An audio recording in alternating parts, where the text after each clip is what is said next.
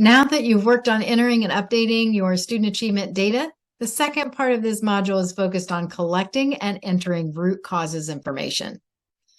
SI2 veterans know that step 5 and 6 can be a bit cumbersome and do take time and effort to complete, but the information that you're summarizing from what's going on in all of the departments at your school is helpful in pinpointing why students may not be succeeding.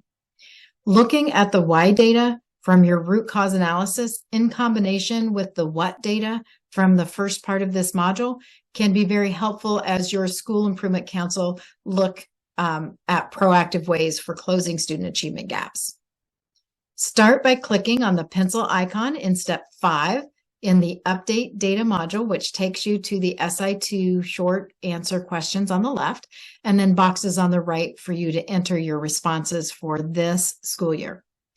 If you've completed this step before, you'll see the information that you entered from the previous year in the boxes on the right, which allows you to easily make updates. But even if the information is the same, please be sure to review each item. We know that step 5 can take some time, and in many cases, you may need to enter estimated figures instead of specific numbers or percentages, which is fine. If you don't have some of the data currently, you may want to consider initiating new student surveys or other ways to collect some of the data requested. Just do your best, and when you're done, scroll to the bottom of the page to save your information. Note that if you are a Title I school, there are some extra boxes at the bottom of the page for you to complete. When you're ready, go to step 6, which looks like step 5, but contains questions required by the state of Indiana. So make sure that you go through and respond to each box in step 6. And you may think, why so many questions? We completely understand that. But here again, we want to make sure that all of the information the state requires for compliance with the state law and federal code is covered so that there's nothing left out. When you've completed steps 5 and 6, don't forget to submit the information to me by clicking the submit button so that I can review what you've entered. For steps 7 and 8, only Title I schools need to complete these and submit the responses to me, just as you did in steps 5 and 6. Note that steps 7 and 8 are grayed out if you indicated that you are not a Title I school. The rest of the steps in this module, steps 9 through 13, are all focused on the various root cause surveys and information. You can skip these steps if you're an update year 1 or update year 2 school.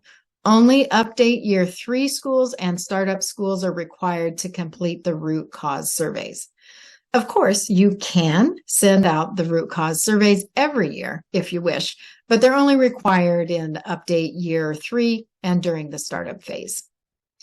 For those schools needing to complete a CNA form for the state, please contact me and we will get you those questions.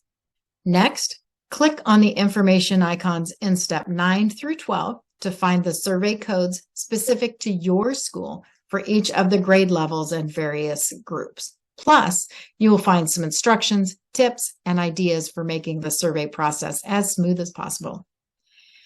Remember that in step 9, there is a paper pencil survey that you can use with students that are in kindergarten through 2nd grade, or if you'd prefer, just give me a call and we'll come up with some ideas if you don't feel that that paper pencil survey is going to work for you this year. In step 10, we request that you survey all of the teachers in your building and at least 30 parents for the parent survey in step 11 and at least 30 community members for the community surveys in step 12. Many of our SI2 schools find that the best way to get responses to the community and parent surveys is to include the survey links in an existing church group or parent or community organization newsletter, something that already has an audience.